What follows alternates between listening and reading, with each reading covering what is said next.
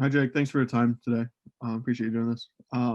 Just kind of get started. I mean, after these last couple of games, and a couple players have talked about tough conversations that have needed to be had, like in the locker room, throughout the team.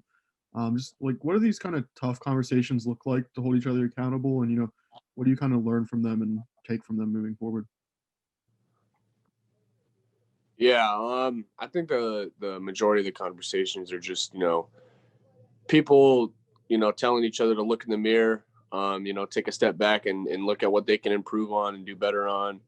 And I know personally I did the same thing. I know everybody on this team has coaches, players, everybody. They're just kind of taking a step back, evaluating everything, looking to see what they can improve and do better for themselves and for the team.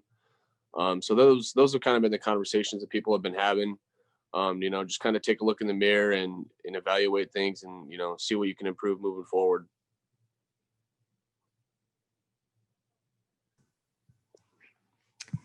Gianna Galli. Yes. Hi, Jake. I'm curious as to what your social media presence has been like during the season or maybe throughout seasons in the past and how maybe that's sort of changed this season. Is it something where you guys are encouraged to stay engaged with social media, or is it more of a tough place right now to be in, to drown out negativity and stay positive and, you know, you're trying to be alert to like society around you, but not wanting to keep, a bad environment sort of in your presence as well. Yeah.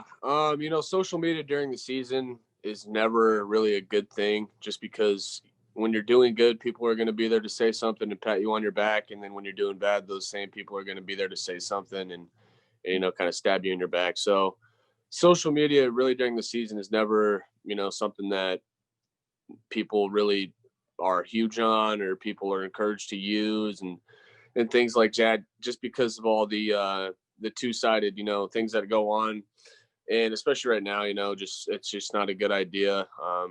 People need to focus on other things rather than what other people are saying and outside noises and influences.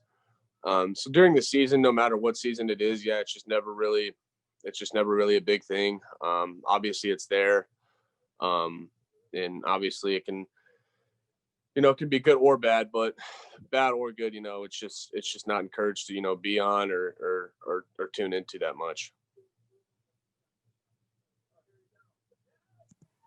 Matthew Rudisil. Morning, Jake. Thanks for doing this this morning. What's your relationship like with Jordan Stout, and how do you guys prepare week to week coming off these first four games? Yeah, I got a good relationship with Jordan. He's one of my best friends here. We hang out a lot more, do a lot more stuff than just being around each other at Lash and doing football activities for sure. But yeah, conversations are just things that we can do for the team. Obviously, our roles are limited compared to like offensive players or defensive players. We get limited reps and things like that, but it's still the same mentality and conversations. Just kind of having things where you're kind of talking about things you can do better, things you can improve on, ways that we can maximize our potential whenever we're out there, and things like that. So that's pretty much what we've been talking about in the locker room and things like that. But yeah, he's a good friend of mine. Tobias Wilborn.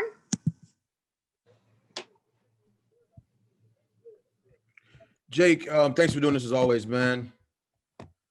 For sure. And yeah, so from there, man, coach was telling us yesterday about the process for the COVID testing for you guys, like how long you have to wait and about the false positives, man. What is that process like mentally from your perspective, just kind of watching it through? And even if you have a teammate have a false positive, what's that process like dealing with everything?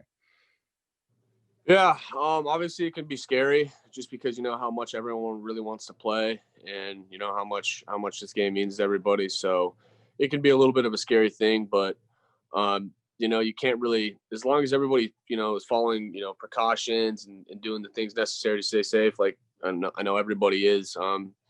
It's just one of those things that you can't control too. Like if it's a false positive, I mean you have no control over that.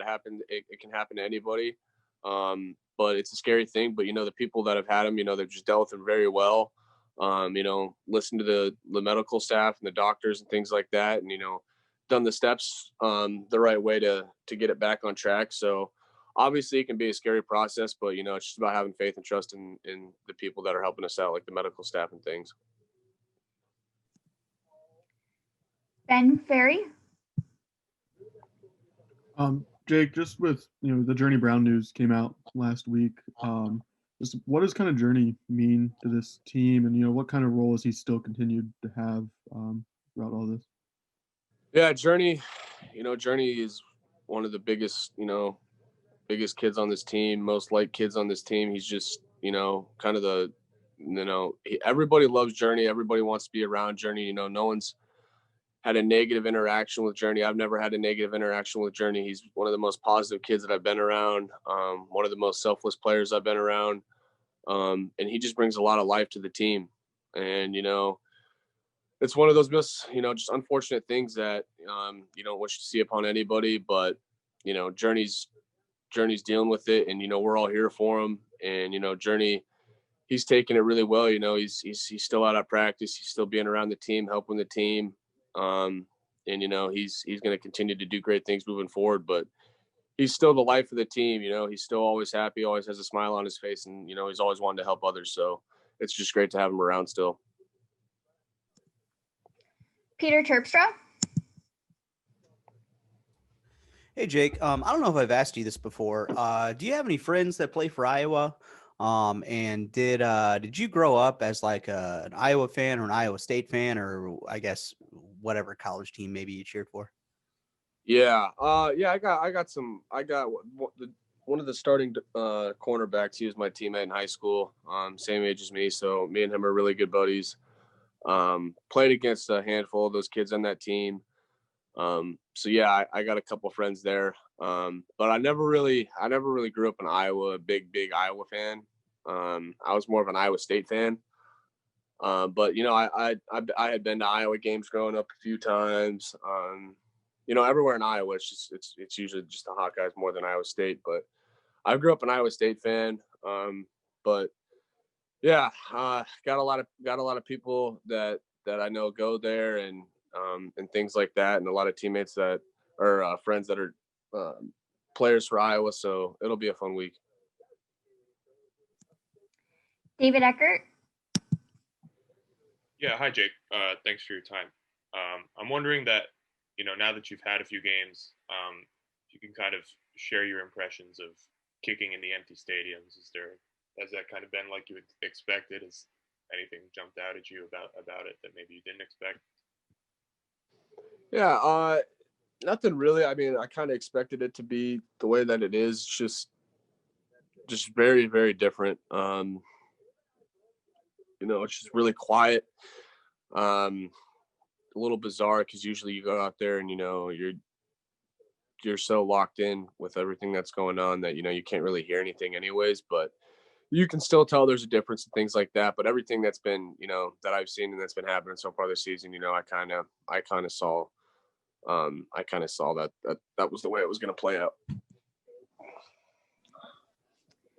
Ben Free.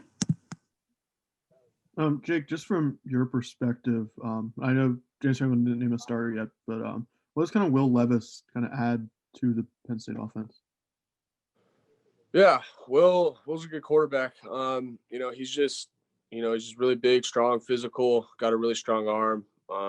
Great teammate, great player, things like that. But he and Sean, they both have their own thing to the offense. They both had their own thing, just being great quarterbacks, being great leaders for this team. So I mean, each one has their own, strengths and weaknesses, but both are just really good quarterbacks, and they bring their own juice and their own perspective to the team.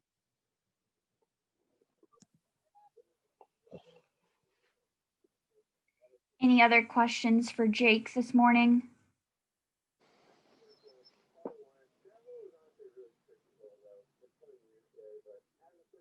Everyone's good?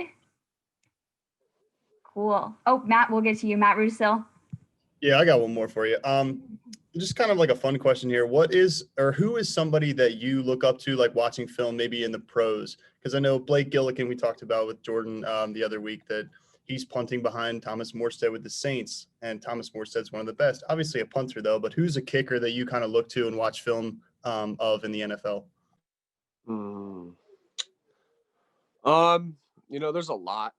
There's a lot. Someone that I like, think that's really good and look up to, maybe like Justin Tucker or Harrison Butker, just because of how good those guys are and the things that they've done. But for me personally, honestly, it sounds a little corny, but just because I know him really well and have talked to him a lot and worked with him a lot is Sam Ficken, just because I've been able to be hands on with him and kind of learn from him. So that's another dude that I look up to. But all three of those dudes, just anybody in the NFL, just they're there for a reason. They've been doing it for a long time and they're all really good at what they do. So cool, thanks. Yep. We'll get last question over here to Namias Wilborn. You did? All right. Speaking of, you mentioned empty stadiums. Nebraska is particularly windy there. Does the stadium being empty add to that with the wind, or is it just a totally different thing?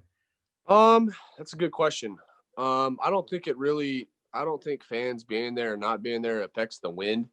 I think that's just the stadium itself. I mean, it might. I've never really experienced, I can't really tell. But Nebraska was windy. It was pretty windy. But I don't think fans being there or not being there influenced, how much wind was, swirling around in the stadium or things like that. I think it's just the stadium itself. But yeah, that's a good question.